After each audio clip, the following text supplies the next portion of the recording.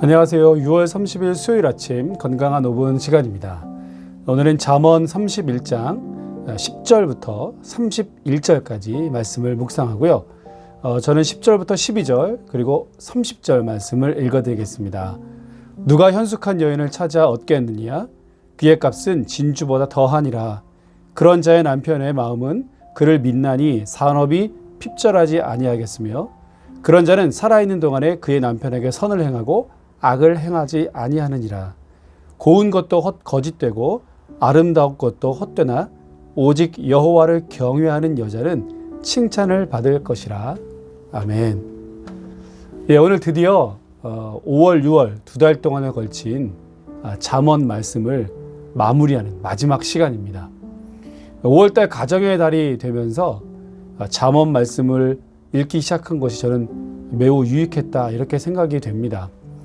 오늘 잠언을 최종 마무리하면서 현숙한 여인이 얼마나 소중한 것인가, 심지어 그의 값이 진주보다 더 귀하다라고 하는 것으로 마무리를 짓고 있습니다.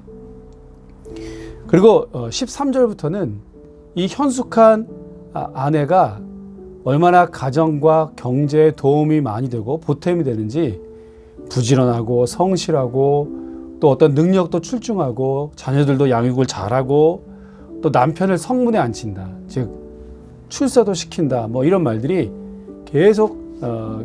계속해서 나오고 있습니다. 자, 그러면 이 현숙한 여인은 어떤 여인인가? 과연 이 말은 어떤 뜻인가가 매우 중요하겠죠.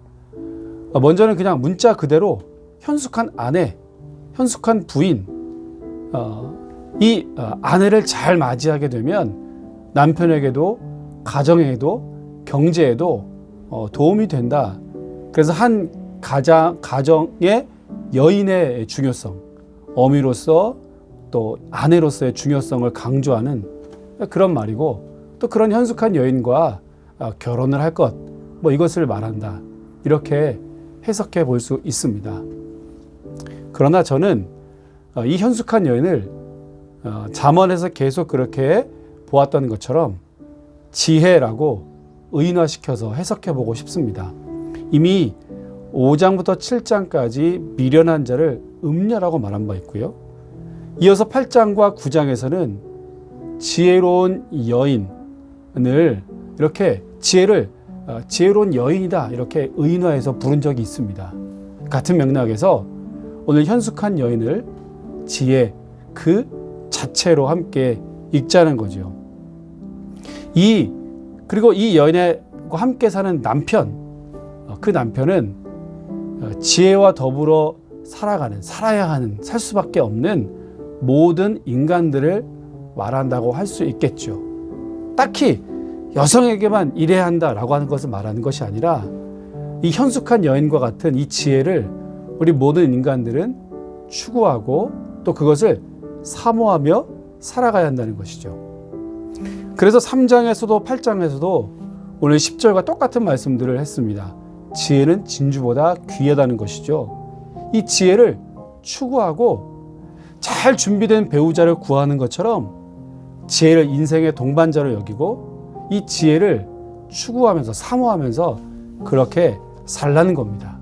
그러면 산업이 핍절되지 않고 부지런하게 되고요, 자녀 양육도 잘하게 되고요, 또 사업도 잘 되게 되고 성실하게 되고, 또 계속 잠언에서 본 것처럼 궁핍한 자, 가난한 자를 도와줄 수 있는 지혜도 생기게 되죠. 성공도 하게 되고요, 출세도 하게 됩니다.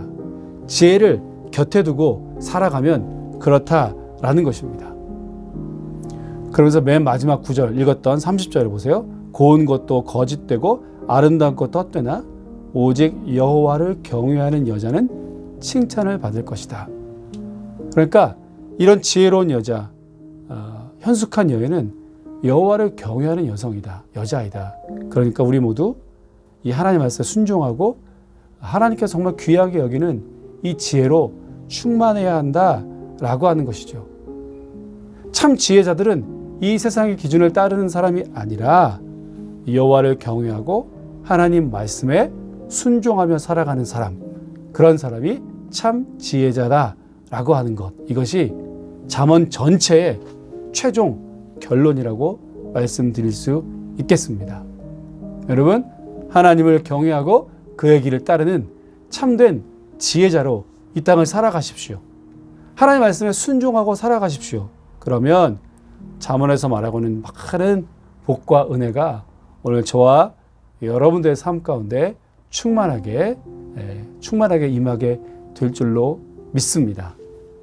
예, 그동안 수고 많으셨고요. 내일부터는 야고보서 말씀, 그리고 그 이후에 이사야서 말씀으로 여러분을 아침마다 이렇게 만나도록 하겠습니다.